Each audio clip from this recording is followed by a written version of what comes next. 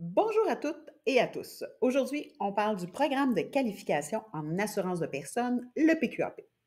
Pour nous éclairer, j'accueille Geneviève Thibault, conseillère pédagogique et conceptrice du guide d'études. Bonjour Geneviève. Hey, bonjour Valérie. Je suis ravie d'être ici pour accompagner les futurs professionnels du PQAP vers la réussite. Alors ce guide, pourquoi l'avoir conçu? Ben écoute, le PQAP, c'est un programme exigeant. Donc, il faut être structuré. Il y a 4 cours à compléter en un an. J'ai voulu offrir une méthode claire, motivante, puis adaptée à la réalité des apprenants. Et quels sont ces cours? Ben écoute, il y a déontologie, assurance vie, assurance maladie et accident, il y a fonds distinct et rente. Et pour ceux qui veulent travailler hors Québec, ils peuvent ajouter le cours déontologie Canada. Geneviève, comment bien s'organiser pour suivre ce programme? Je pense que c'est la règle d'or s'organiser, Valérie. Il faut vraiment établir un échéancier précis pour chacun des cours avec des objectifs hebdomadaires, ça veut dire à chaque semaine. Et côté outils, Comme outil, là, un agenda numérique comme Outlook, c'est l'idéal pour planifier des plages d'études.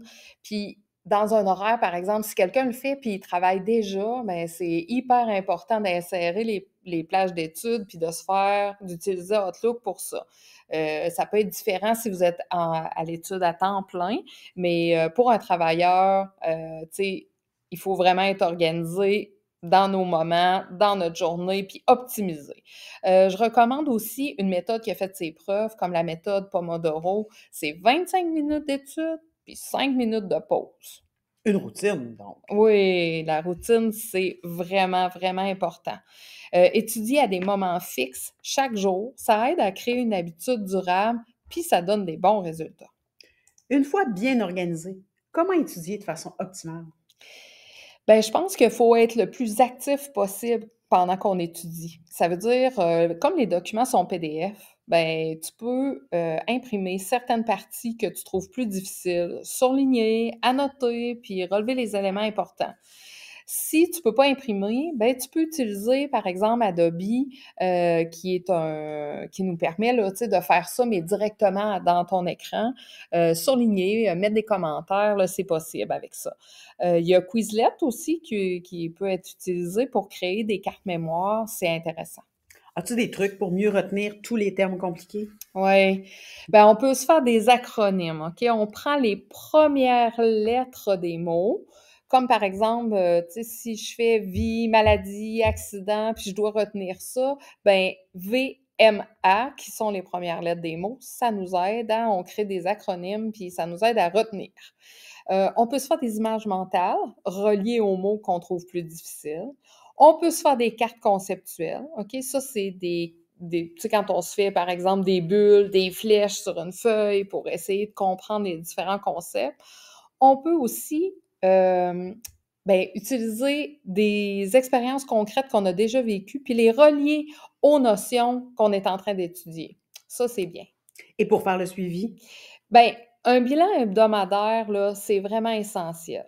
De se dire: «OK, comment s'est passée ma semaine? Est-ce que ça a été optimal, ma façon d'étudier?» Tu sais, puis être capable aussi de changer notre façon si ça a pas bien marché. Mais j'attire à votre attention que pas dépasser 6 heures d'études par jour, hein. La qualité de l'apprentissage, c'est primordial pour une bonne rétention. Geneviève, la grande question, comment concilier études, travail et vie personnelle? Oui, c'est vrai que c'est une grande question, hein, notre famille étant très importante aussi, autant que nos études.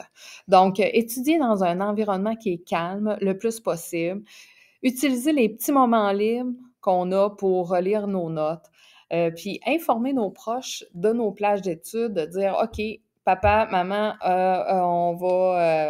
je m'en vais étudier». Mais les enfants, ils sont conscients de ça, puis ils vont faire plus attention. Heu Par rapport à l'environnement calme, je sais qu'il y a des gens qui ont besoin de bruit des fois pour étudier. C'est juste que le heavy metal, c'est peut-être pas la bonne affaire. Sauf qu'une petite musique classique, sans paroles, puis ou des bruits venant de la nature, ça peut aider à la concentration. Et la motivation, comment la maintenir?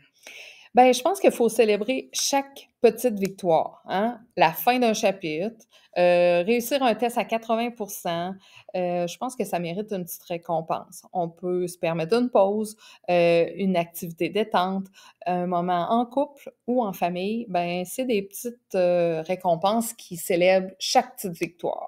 Et pour l'évaluation certificative, tu me conseilles de me préparer comment? Ben, je pense que refaire toutes les évaluations de chapitres, puis réviser avec des tests pratiques, ben, c'est des bons trucs. Mais aussi, il faut se faire confiance, là. Au bout du compte, quand on a étudié tout ça, là, on y va. Un dernier mot pour nos auditeurs? Ben, je pense que chaque progrès vous rapproche de la réussite. Soyez régulier, motivé, puis rappelez-vous, vous avez tout ce qu'il faut pour réussir. Merci Geneviève d'avoir pris le temps de partager ces astuces et d'éclairer nos futurs étudiants. Pour découvrir le PQAP ou pour vous inscrire, rendez-vous sur le site du Cégep de Matane Formation continue. Merci de nous avoir écoutés et on se revoit très bientôt pour un nouveau balado.